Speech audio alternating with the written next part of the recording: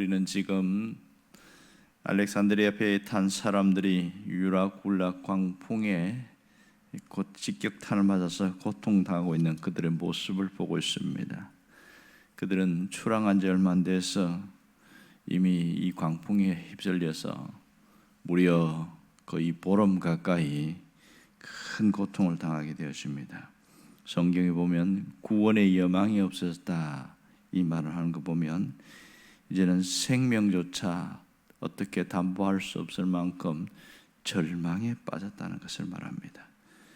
하지만 그 가운데서 바울이 일어나서 말하는 장면을 오늘 우리가 보고 있습니다.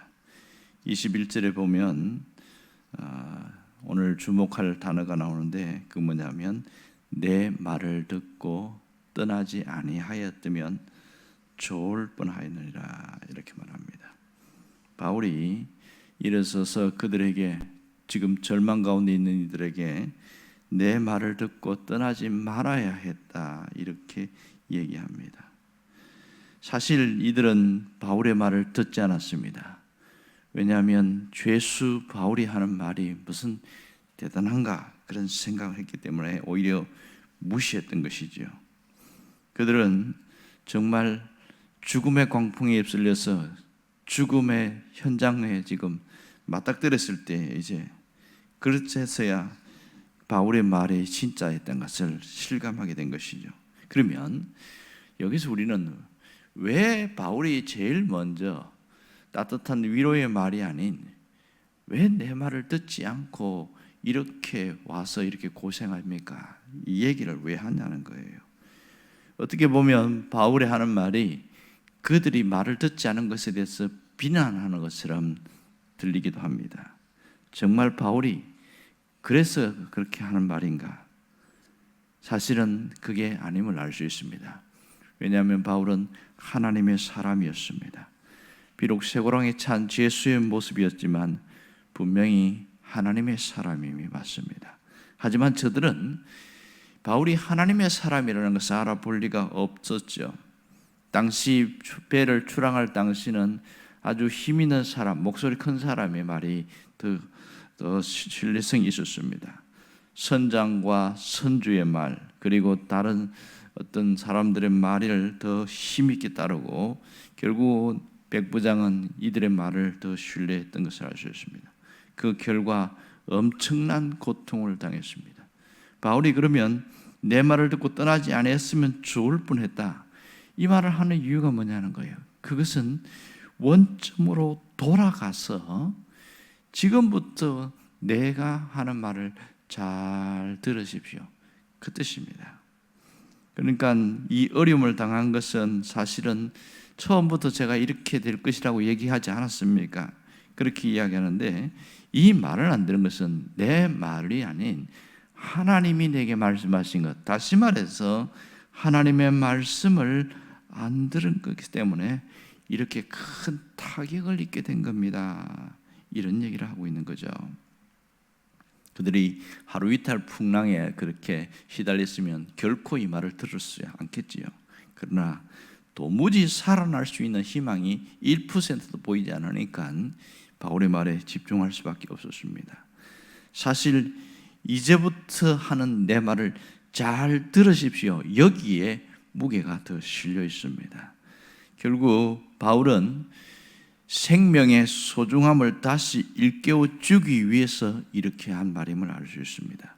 죽음 앞에서는 돈도 아무 쓸모가 없다는 것을 절감한 그들에게 그들이 버린 돈보다 아직 남아있는 이 생명이 더 소중함을 바울이 일깨워 주려고 한 겁니다. 정말 하나님의 말씀을 떠났을 때에 그들이 하나님의 말씀을 듣지 않으므로 얼마나 큰 고통을 당하는지 알 수 있습니다. 그러므로 멀리 갔지만 다시 원점으로 돌아오라는 얘기겠죠. 내가 하나님 말씀을 떠났다면 많은 타격을 본 후에라도 아직 목숨이 살아있거든. 지금 다시 원점으로 돌아와서 처음 시점에서 자세를 바로 하고 믿음을 바로 수습해야 된다. 그것이 이 말 속에 있습니다. 내 말을 들으시오 하는 말이 그겁니다. 이렇게 바울이 말하는 것은 자신들이 죽지 않는다는 근거가 어디 있냐는 거예요.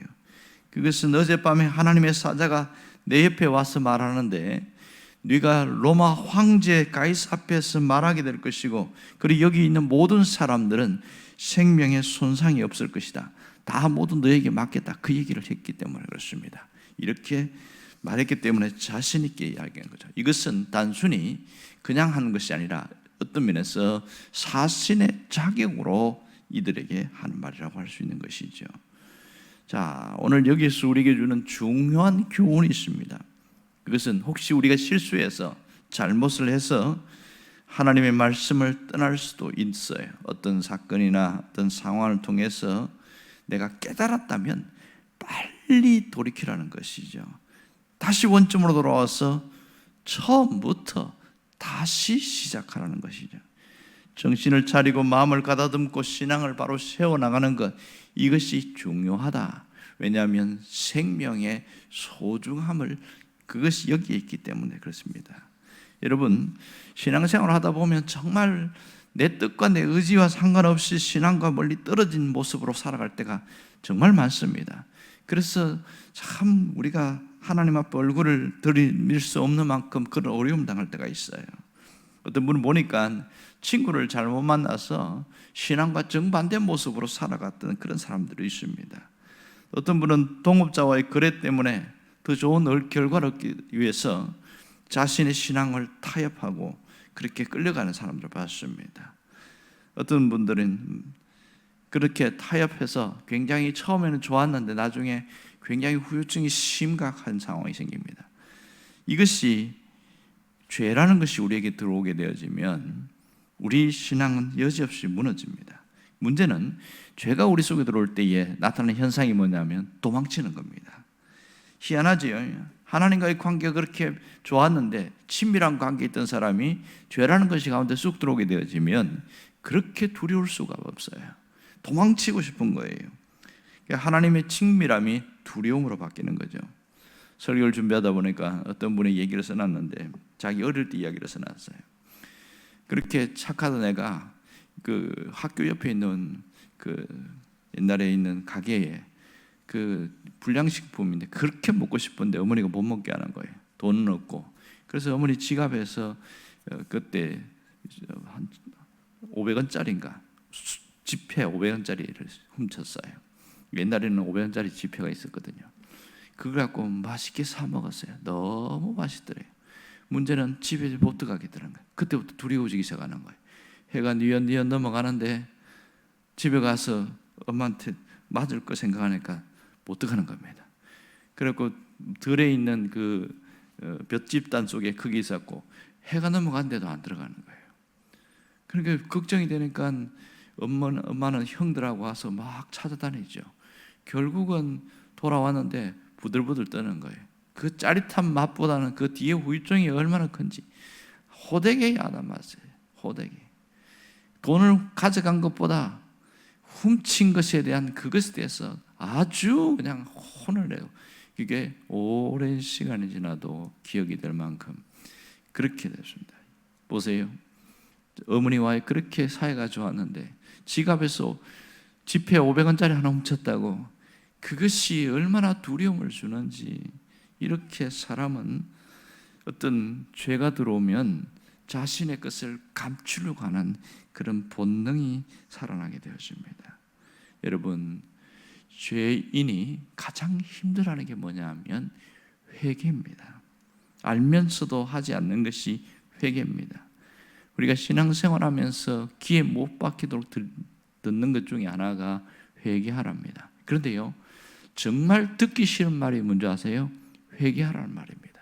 이상하지요? 회개하라는 말을 들으면 짜증이 나려고 그래요.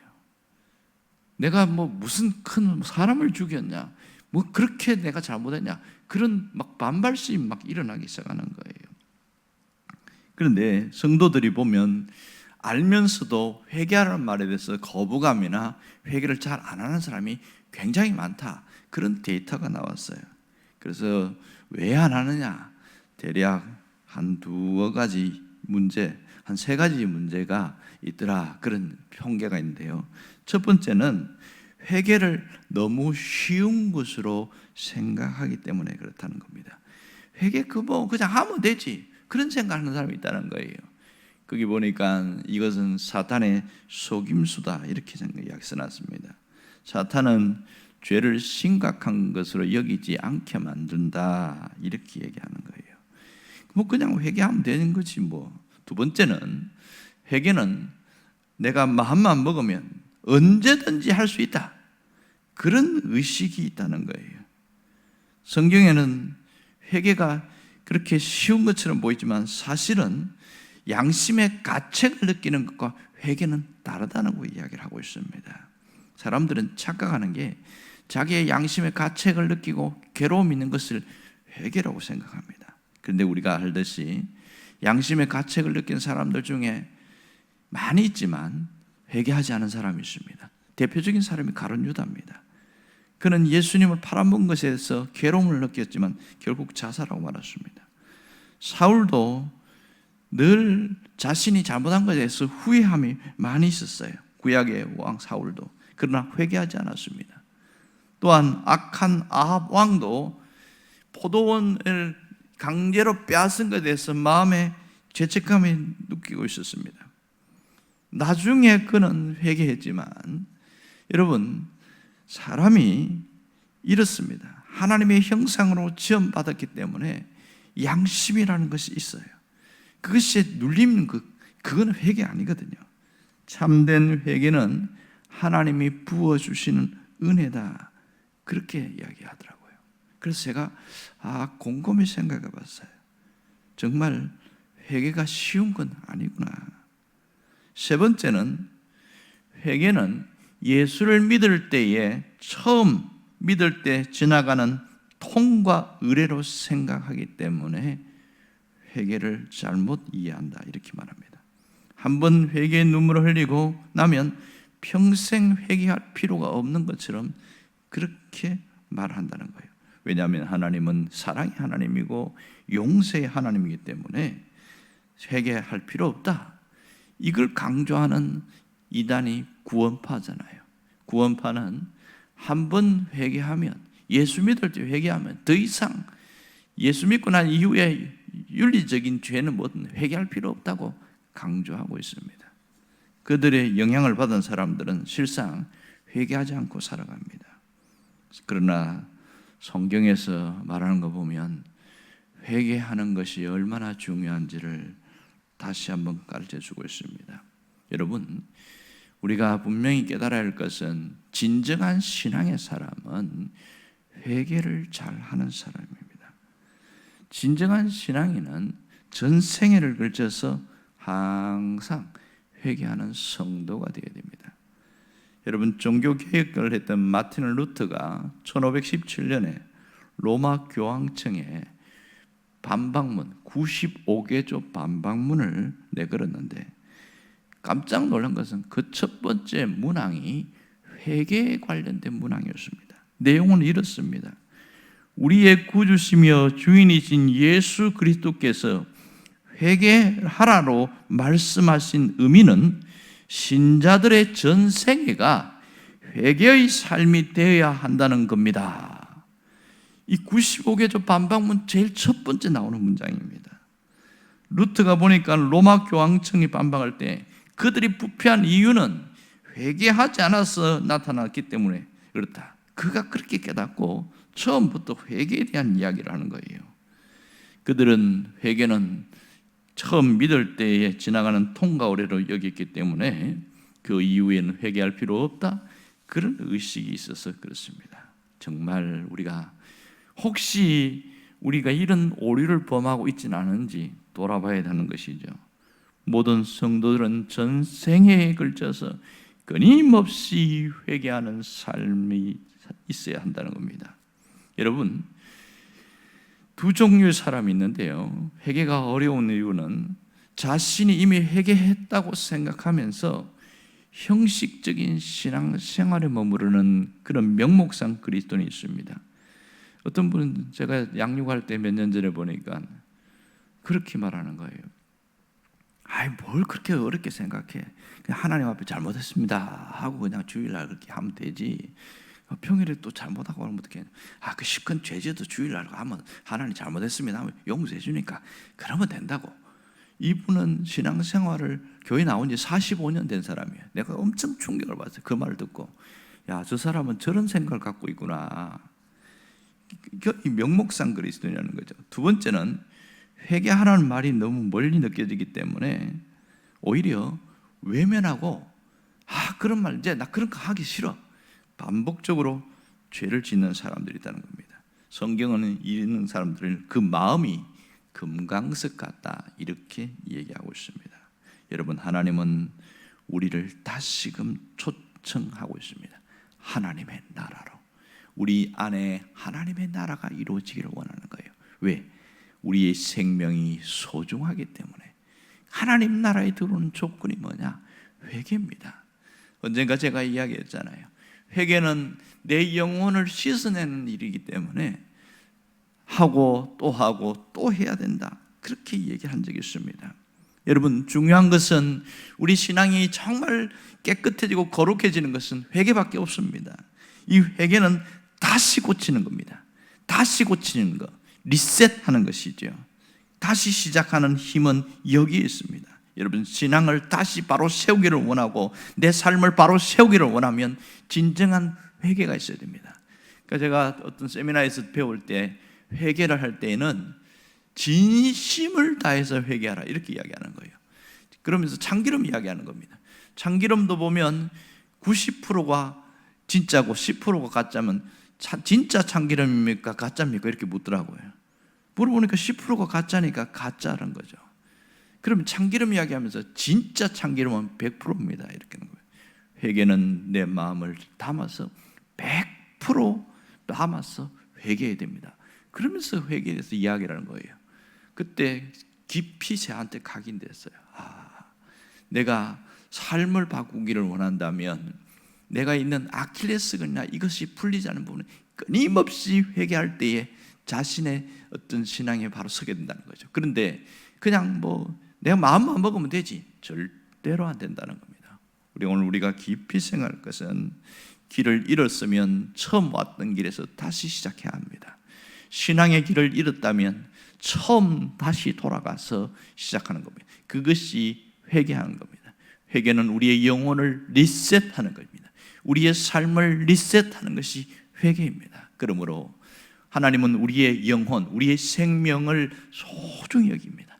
그래서 남아있는 삶을 정말 바로 세워지기 위해서 하나님이 다시 한번 리셋하고 걷기를 원하는 거죠. 바울이 하는 것처럼 여러분 내 말을 들으시오 이렇게 말하는 것처럼 하나님의 말씀을 들었다면 이런 고통을 당하지 않았을 거 아닙니까? 이 말씀을 깊이 묵상할 수 있기를 바랍니다.